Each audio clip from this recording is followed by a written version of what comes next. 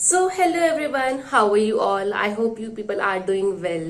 So guys, अभी nursing का result आने वाला है. Wait for some more days, right? 2 or 3 days में रिजल्ट आ जाएगा. But in this video I am gonna talk about the BSc AIIMS BSc nursing, the whole procedure, the eligibility criteria, and the exam pattern, and the fee structures of right nursing. What is the exam pattern? What is the eligibility criteria? In this video, these things I'm gonna talk about it. Or guys, so guys, this video is very important for those student जिनको nursing अपना profession as a career choose करना है. And AIIMS से nursing करना it's like बहुत अच्छा रहता है. एक अच्छे इंस्टीट्यूशन से जब आप नर्सिंग करते हो तो उसको तो आगे जाके काफी ज्यादा अपॉर्चुनिटीज होती है. When you do MSc and you do reviews वगैरह होते हैं, तो ये चीजें काफी मैटर करती है उस टाइम पे कि आपने कौन से इंस्टीट्यूट से बीएससी एमएससी करी है. This things matters a lot. ठीक है गाइस, कि जो नर्सिंग होता है वो पैरामेडिकल कोर्स होता है. No, it is wrong. जो नर्सिंग होता है वो एक सेपरेट प्रोफेशन है. It is not comes under paramedical courses. It is a separate medical course, right? तो आप पहले तो ये ध्यान रखें. और जो बीएससी नर्सिंग कोर्स होता है वो 4 years का कोर्स होता है. ठीक है, 3.5 years का कोर्स होता है एंड 6 months की इंटर्नशिप होती है. और the main thing is internship में आपको काफी अच्छा स्टाइपेंड मिलता है. फ्रॉम दिस ईयर स्टाइपेंड हमें मिलना स्टार्ट हुआ है. इंटर्नशिप जब करते हो तो आप इंटर्न्स कहलाते हो.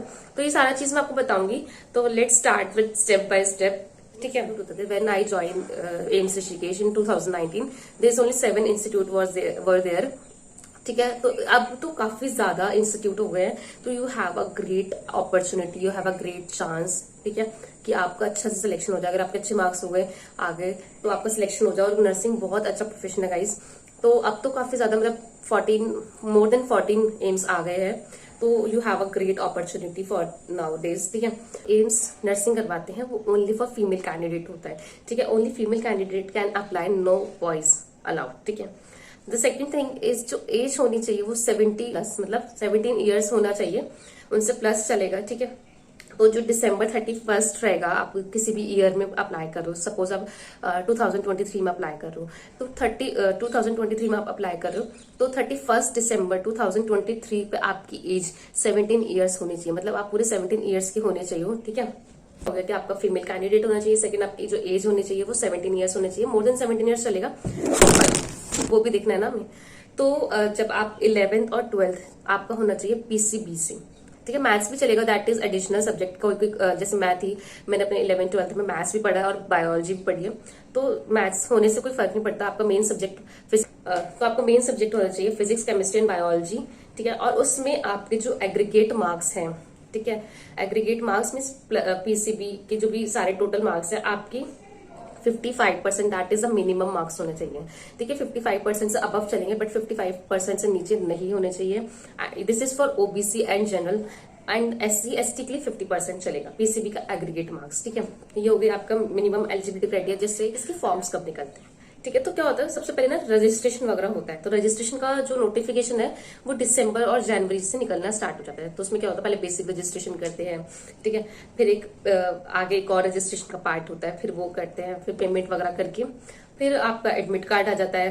तो रजिस्ट्रेशन सबसे पहले आपका रजिस्ट्रेशन होता है, बेसिक रजिस्ट्रेशन होता है. उसके बाद आपका एक और रजिस्ट्रेशन होता है. उसके बाद आपको आरयूसी कोड जनरेट करना होता है. तो ये सारे प्रोसीजर चलता है. उसके बाद आपका फॉर्म फिल करने के बाद जून में, जैसे इस ईयर में 12 जून को एग्जाम हुआ है तो जून में एग्जाम हो जाते हैं. ठीक है, रजिस्ट्रेशन वगैरह स्टार्ट हमारा जनवरी फैब से हो जाता है. नोटिफिकेशन दिसंबर में आना स्टार्ट हो जाती है. तो जब भी आपको नेक्स्ट ईयर जब आएगा एग्जाम तो आई विल इन्फॉर्म यू. ठीक है, and I will guide you how to fill the form. ठीक है, सारे कैसे रहता है. तो गाइस, आपके 100 क्वेश्चंस होते हैं जिसमें 30-30 में डिवाइड होते हैं. 30 फिजिक्स के होते हैं, 30 केमिस्ट्री के, 30 बायोलॉजी के. और जो 10 क्वेश्चंस रहते हैं उसमें आपका क्या रहता है, रीजनिंग और जीके मिक्स रहता है. जीके में कुछ नहीं होता, करंट अफेयर होता है, वही आता है, बहुत बेसिक सा जीके आता है. और रीजनिंग में बहुत ज्यादा डिफिकल्ट नहीं आता, यू पीपल कैन डू. ठीक है, और फिजिक्स केमिस्ट्री बायोलॉजी में आपको 30 क्वेश्चन आते हैं. और गाइस जो आप बोलते हैं कि सिलेबस क्या है, तो सिलेबस कुछ नहीं है, बहुत इजी सिलेबस है, बहुत ही आप लोग पहले से ही तैयारी कर रहे होगे। जैसे आप एनसीईआरटी पहले से पढ़ रहे हो, 11th-12th का जो एनसीईआरटी है ना, that is very important. Syllabus of 11th class and 12th class is very important, वही सिलेबस है, इसके बाहर से कुछ नहीं आता। इस साल का जो भी एग्जाम, मतलब जो इस साल का एग्जाम आया था वो भी इन्हीं बेसिस पे आया था। जब मैंने एग्जाम दिया 2019 में, तब भी यही सिलेबस था, कोई सिलेबस में चेंज नहीं होता। 11th-12th का सारा चैप्टर्स, ठीक है, बहुत अच्छे से कर लेना आप। तो यही है। और आप लोग जैसे नीट करते हैं और आप लोग काफी ज्यादा तैयारी करते हैं नीट के लिए, ठीक है, तो आप वही तैयारी को जारी रखेंगे तो वही सेम रखिए। बल्कि जो नीट होता है वो नीट का पेपर फिर भी बहुत डिफिकल्ट आता है as compare to AIIMS nursing का जो होता है, ठीक है। तो आप लोग अगर अच्छे से तैयारी कर रहे हैं इन चीजों की तो आप बहुत अच्छे से क्रैक कर सकते हैं। You can get good marks, right. और जो एक इसमें क्या रहता है कि जो हर एक क्वेश्चन 1 मार्क का होता है, मतलब 1 question carry 1 marks and negative marking और also there for in this exam, right. 1/3 negative marking होगी अगर आपका एक क्वेश्चन गलत हो गया तो आपका 1/3 नेगेटिव मार्किंग होगी। जो ये 4 ईयर का प्रोग्राम है, ठीक है, तो इसका फीस कितना आता है, नर्सिंग का फीस कितना होता है, सब लोग ये पूछते हैं। तो 4 ईयर्स का कंबाइंड फीस जाता है एक ही बार में, क्योंकि गवर्नमेंट इंस्टीट्यूट है तो ज्यादा फीस नहीं होती। तो मैंने ज्वाइन किया था नर्सिंग, तो मेरे टाइम पे जो फीस था वो 3165 रुपीज था। बट नाउ आफ्टर, मतलब 3 साल हो गए मुझे, 4था साल चल रहा है मेरा, तो अब कुछ चेंजेस आ जाते हैं फीस में। तो अभी मैंने अपने जब जूनियर से पूछा था तो मैंने उनसे पूछा था कितना फीस है, तो उन्होंने बोला था 5200 फीस रहा है। तो मे बी 5000 to 6000 फीस रहेगा अगर आप नेक्स्ट ईयर ज्वाइन करते हो, तो ज्यादा फीस तो नहीं होता इसका। एंड और तो इसका ज्यादा फीस नहीं होता, फीस बहुत ही ज्यादा, बहुत मिनिमल सा फीस है, ज्यादा फीस नहीं है। 4 साल का एक ही बार में हमें पे कर देना, उसमें आपका रेंट, हॉस्टल फीस आ जाएगा, आपका एकेडमिक ट्यूशन फीस आ जाएगा, आपके और भी सारे जो मतलब ये सारी जो 5 to 6,000 जो फीस है, इसमें काफी सारी फीस, मतलब काफी सारी चीजें आ जाती है। जैसे हॉस्टल की, जब आप किसी और आपको हॉस्टल प्रोवाइडेड होता है, आपको हॉस्टल में रहना होता है।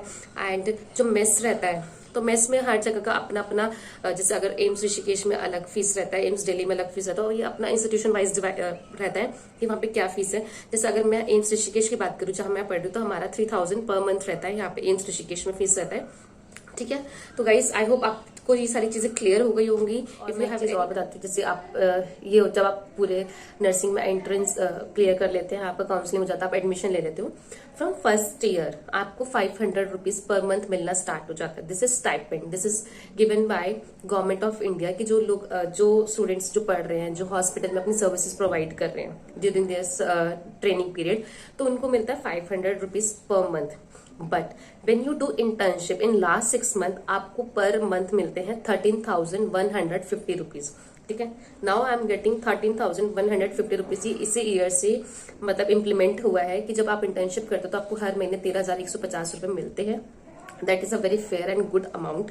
पहले ये चीजें नहीं मिलती थी, बट ये 500 रुपीज वाला तो हमें स्टार्टिंग से मिलता था, ठीक है। बट 6 मंथ्स जो लास्ट की इंटर्नशिप रहती है, जब आप एक इंटर्न की तरफ काम करते हो, आप एक नर्सिंग ऑफिसर की तरह काम करते हो, तो ये आपका स्टाइपेंड रहता है। और जब आपका 4 ईयर का प्रोग्राम कंप्लीट हो जाता है, नर्सिंग आपकी कंप्लीट हो जाती है, आपका जो पोस्ट रहता है वो नर्सिंग ऑफिसर का रहता है। जब आप कहीं हॉस्पिटल में ज्वाइन करते हैं तो जो आपका पोस्ट रहता है वो नर्सिंग ऑफिसर रहता है। और जो आपका सैलरी रहता है वो स्टार्टिंग सैलरी, अगर आप किसी गवर्नमेंट इंस्टीट्यूट में जाते हो, जैसे एम्स जैसे इंस्टीट्यूट में जाते हो, या सफदरजंग हो गया, RML हो गया, तो इनका जो बेसिक सैलरी रहता है वो 60,000 रहता है। This is a very good salary, बहुत अच्छा सैलरी पैकेज रहता है इसका। तो आपका स्टार्टिंग जो पे रहेगा वो आपका 60,000 रहेगा। फिर आपका आगे जब आपका एक्सपीरियंस मिलता रहेगा, इंसेंटिव्स आते रहते हैं, अलाउंसेस मिलते हैं, तो वो और इंक्रीज हो जाती है salary. This is a very good and noble job, जिसको आप एज अ करियर अपना ऑप्ट कर सकते हैं। आपको कोई भी दिक्कत हो, कोई भी परेशानी हो, कोई भी क्वेरी हो, you can ask me any time in the comment section or in the telegram. I will answer. Now I am stopping this video and please guys अच्छे से पढ़िए और अपना एग्जाम क्रैक कीजिए। All the best to everyone और bye guys, bye bye.